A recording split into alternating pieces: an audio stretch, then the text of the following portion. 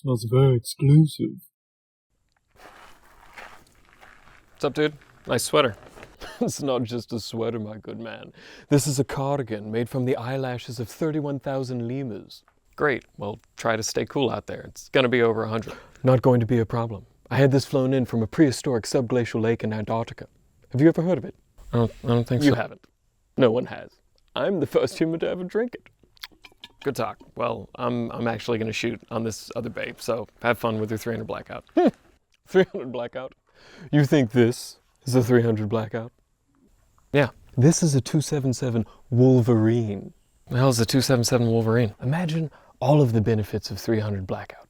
Same 223 parent case, same bolt and magazine compatibility, excellent short barrel performance with subs and supers, but with a slightly smaller and lighter 6.8 bullet, giving you an extra 200 to 300 feet per second when shooting supersonic. It's so exclusive, no one even manufactures ammunition for it. Wow, sounds super cool. Actually, that does sound super cool. Fuck! Aha! You approve of something I bought. Does this mean that we're friends? Nope, still a douche. I see. It's lonely at the top.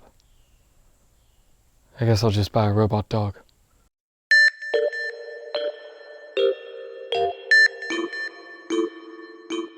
The James Webb Space Telescope, you know, the Hubble on steroids, it just fell out of orbit and landed on this fucking pistol! Today we're going to be talking about a neat round called the 277 Wolverine and what has turned into the world's most expensive PSA build. Cliff notes, if you want the same form factor as a 300 Blackout, but basically 90% of the supersonic performance of a 6.8 SPC2, and you're willing to red pill yourself into the world of wildcatting and reload every single round you fire, then get a 277 Wolverine. Oh, and did I mention that it shoots sub-MOA at 500 meters out of a 10.5-inch barrel? Because it does. Before we dive into it, please like, subscribe, hit that little notification bell, and also huge thanks to Athlon Optics for sending me out the scope to beat on. It's been fantastic and looking forward to using it in a couple other videos coming up. There's an age-old saying that goes, don't talk about religion, politics, or who was on the guest list at Jeffrey Epstein's island. I'm gonna add a fourth one to that, which is don't talk about calibers. People freak out about calibers. My caliber choice is not an indictment of your purchase, nor is it vindication that you made the right choice and now you get to sit at the cool kids table, all right? We would all be fine with a Marlin 336 in 30-30. New calibers are to shooting what infidelity is to a marriage, all right? It's not the best financial decision, but it's a hell of a lot of fun. So with all of that behind us, let's get into it. What the fuck is a 277 Wolverine? Think 300 Blackout, except for with a smaller in diameter .277 or 6.8 bullet. That's it. So you do the same method of taking 223 parent case, chop, resize, trim, except for instead of having it necked at 30 caliber, it's necked at 6.8 or 277, which allows you to stretch the case out a little bit longer, which gets you an extra couple grains of water in case capacity. So you're at like 25 grains of water for 300 Blackout, you're like 27 grains of water for 277 Wolverine. And because the bullets are slightly smaller in diameter, to fit the same mag dimensions, you typically have a slightly lighter bullet in supersonic. So I'm running 90s to 110s in the supers for 277 Wolverine, whereas you're typically running like 110s to 125s for 300 Blackout. You're using the same bolts, you're using the same mags. In order to make it, you do the exact same thing you do with 300 Blackout. Spin off your 223 barrel, spin on a 277 barrel. That's it. So mine's sporting a 10.5-inch stainless 5R rifled Mad Dog Weapon Systems barrel, and it's super easy. It's pistol length gas, so you had to change a gas tube. But other than that, super simple. Why did I want a 277 Wolverine? A couple of reasons. Number one, I wanted something short and handy and suppressed that would be easy to get into and out of trucks and deer stands, right? Number two, 223 kind of sucks in short-barreled applications, right? It's fine for varmints and some other things, and yeah, sure, you could shoot a little bit heavier bullets for it and maybe take something bigger like a pig, but you know, 10.5-inch 223 is not what I'm going to be hunting with.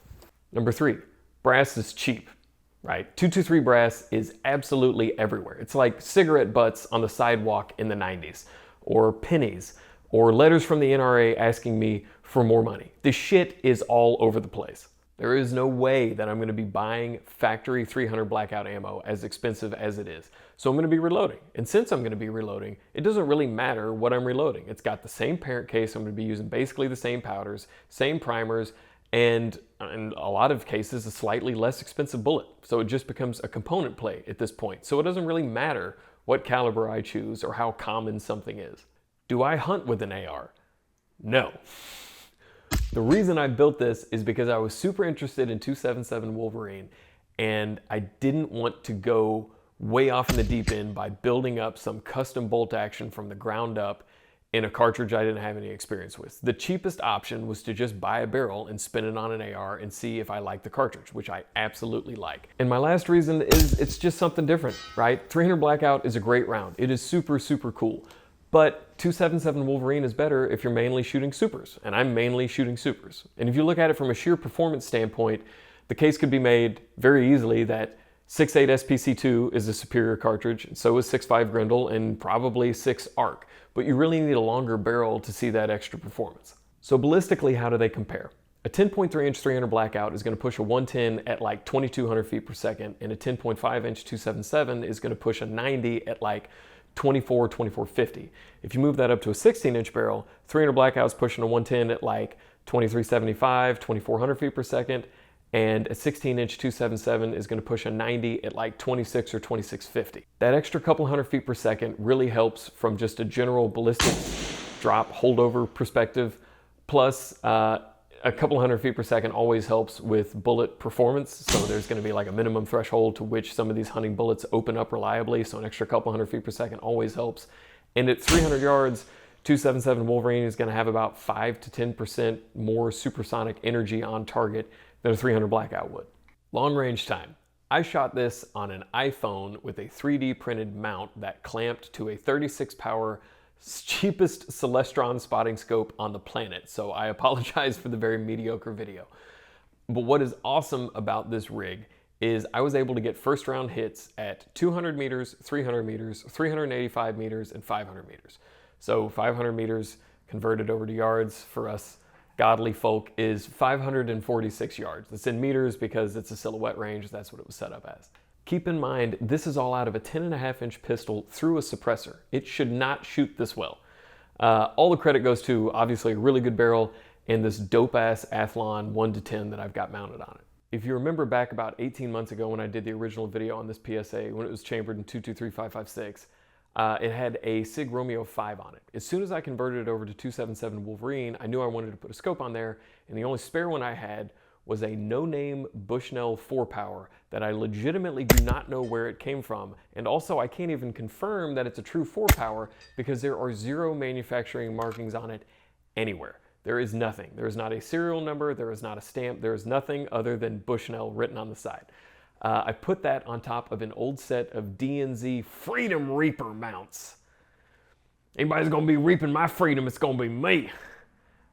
This is not an optimal setup. Having said that, it was good enough to kill the world's unluckiest coyote in South Texas with some 90 grain gold dots hanging out the window of a Lexus at like 60 yards probably a year ago, something like that. Before I even built this pistol, I knew I wanted to take it out to 500 meters. I just didn't have the glass to do it. So I reached out to Athlon because I had this super cool Helos BTR Gen 2 1-10. And I reached out to the company to see if they had a test and eval sample I could use for the video. And when we started talking about the application, it became apparent that a BCD for a goofy caliber is probably not going to be as handy as a standard true mil-dot reticle. And so they talked me into the Ares ETR UHD, which didn't take much talking because it's a super badass scope. So it is a first focal plane illuminated 1-10 with a 34 millimeter main tube, sitting on top of a 20 MOA mount.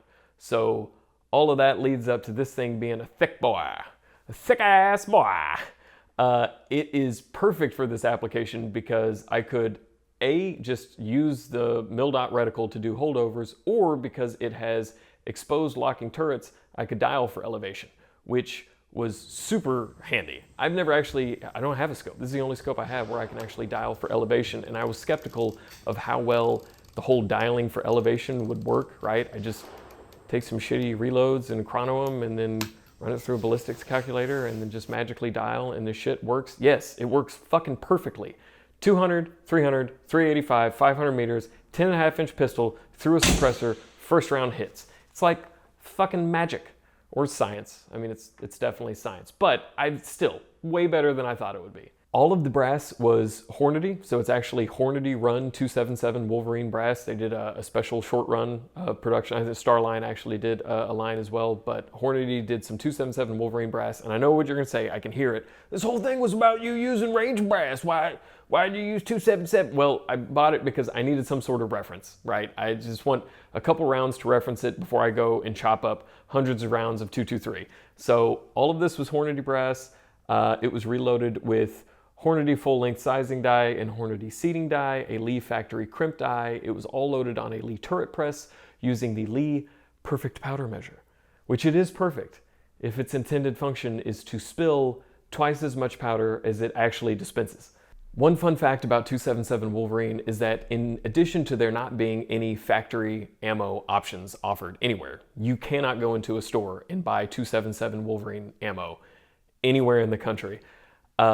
There also isn't any published load data. All the published load data is on the Mad Dog Weapon Systems forum, which those guys are super nice, they're all extremely helpful, and all the load data did prove to be great, but because it was just shit I pulled off the internet, I was a little cautious, so my powder ladders, as I was working up charges, it was more about how much powder is it going to take to send a chunk of the upper receiver through my face, and less about what is the smallest SD and where's the great accuracy node. In terms of seating, you may ask yourself, well, where did you end up on seating to find a good accuracy node? Well, I didn't. I just went with 2.15 and let it fucking rip, and it was close enough that I don't want to mess with it anymore. And in addition to that, from a buffer weight standpoint, I wanted something that would cycle and lock back on subs without having the gun absolutely beat itself to death. So I ended up getting a Jtac Industries adjustable buffer and landed on something slightly heavier than an H2. So this would barely lock back on the subs, which were 150 hot cores moving at about 1050, while the 90 grain TNTs, the lighter load that I ended up on, was moving like 2330, and it would chunk those into the next fucking county. But look, you've only got one buffer weight, right? So without an adjustable gas, I don't want to switch buffers all the time. So that was the perfect weight to do that. I'm probably going to land on mainly shooting supers, which means I'm going to go ahead and load that buffer up and make it closer to an H3 most likely. So with that much half-assing, how did it actually shoot? It shot extremely well. So here's a group out of that 4X Bushnell at 50 yards off of a backpack. Here is an outstanding group through that 10 power Athlon at 100 yards, and that all leads up to the finale of 546 yards, 10.5-inch barrel through a suppressor, my very questionable reloads. We are sub-MOA, so this group came in just a shade under 5 inches at 546 yards. I can't ask for anything better than that. I'm not gonna fucking shoot better than that. That's fucking awesome. I love it. From a hunting perspective, where does this thing line out for me? For me personally, I would use this thing out to 200 yards. So 10.5-inch barrel through a suppressor. If I zero it at 170 yards, it's 2 inches high at 90 and 2 inches low at 200. So I would just, no holdovers, no nothing, just slap it on it out to 200 yards. I would be comfortable for deer and pigs all day long. If you think about it, with this ballistics, so with that 90 grain gold dot, at 300 yards, it has as much energy as a 158 grain jacketed soft point coming out of a 4-inch 357 mag at point blank range. So if you would be comfortable shooting a deer or pig at point blank range with a 157 out of a 4-inch 357, then this has the equivalent amount of energy. And the 90 grain gold dots are really good at opening up even at some lower velocities. I personally probably wouldn't shoot something at 300 yards. I rarely shoot anything at 300 yards to begin with, but out to 200 all day long. I still think Dream Gun for me would be like a Howa mini action or somebody else's short action 223 paired with like a carbon fiber wrap 16-inch barrel, direct threaded Dead Air Nomad TI on it, drop that whole thing into like a Jtac Screech Owl Chassis or a KRG Whiskey 3 folder, which would be fucking dope, and then put like a 4-14 or 3-12 or something like that, like mid-power scope with, you know, mil dot or MOA holdovers. That would be like the perfect range blaster, you're never gonna shoot the throat out of it. You could shoot it for fun, silhouettes or steel out to like 500-600 yards all day long. And it would be a great hunting rig if you're gonna shoot it out to like, you can run it out to, like I said, 200 very comfortably, 300 if you're very confident with shot placement and calling wind. Final thoughts, really like it. I really enjoyed 277 Wolverine. It surpassed my expectations in terms of an accuracy standpoint and an ease of reloading standpoint. If you're considering 300 Blackout and you're an avid reloader, I'd say absolutely give 277 Wolverine a shot. If you don't reload, absolutely do not even consider it. Forget that this cartridge even exists. If you haven't liked and subscribed, please do so. Next video coming up is either going to be on an original JM Marlin 1894C in 357 mag or an original FN Belgian Browning high power. So yeah, look forward to that. Hit the like button, cause fuck yeah. Bye.